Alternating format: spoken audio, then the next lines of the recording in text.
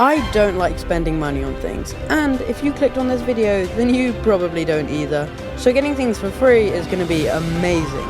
And to be honest, I've known about this method for a while now, almost a year at this point. But to be honest, I was too scared to make this video. I thought that Nintendo would delete my account or force YouTube to take my channel down, but I've recently realized that that was pretty stupid, as Nintendo couldn't really do anything to stop the method itself without making major changes, and deleting my account wouldn't do anything, and other YouTubers have been making videos like these for ages. So I've decided to suck it up and tell the world how to get free Switch games.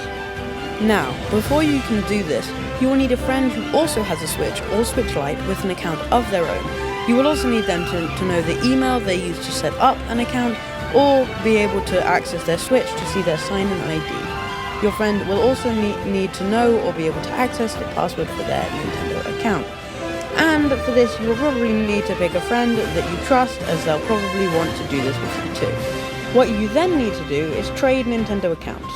And to trade Nintendo accounts, you first need to create a new user and select import a new user from another console. The Switch will then come up with a message saying, do you still have the console that you'd like to import a user from?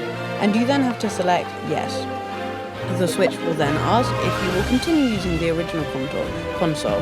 And this is very important that you select yes, otherwise the account will only be accessible on your device and your friend will lose access to their games. After this, the Switch will give you three options: link to a Nintendo account, later, and view details. You will need to select link to a Nintendo account. The Switch will then have to connect to the internet, and after a short loading time, you will be given two options: sign in using email address or sign-in ID, and quick sign-in via smartphone. If your friend has their Nintendo account on their phone, then you can use it to speed up the process. If not, then select sign in using an email address or sign-in ID. After selecting this, the Switch will bring you to a page where you will need to enter two of three things. To start, you will need to enter the email or sign-in ID of your friend's Nintendo account. Then, all you need to do is enter the password for your friend's Nintendo account, and your user and friend's Nintendo accounts are linked. And now that you have the user with a separate Nintendo account, then all you need to do is open the eShop using the user with your friend's account linked to it. And after it's finished loading, just go onto the account page, which can be accessed by using the profile picture on the top right, as you can see on screen. Once you're on the account page, just go into re-download software and you'll be able to download for free. The games that you'll be able to download for free depends on the games that your friend has, and any digital games that they have bought, you can play. To play the game, you will need to select it in the home menu as usual. However, when it asks you which user you want to play as, you have to select the user that is linked with the Nintendo account that owns this game.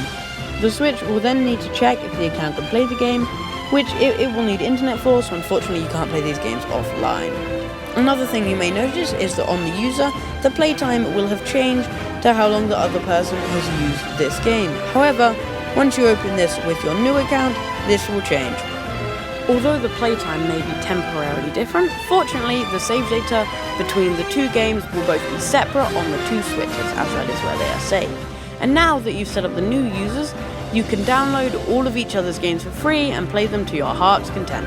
However, if you do want a specific game, you will have to buy it yourself. Although if you do, your friend can play it as well, so not only are you buying a game for yourself, but for them too.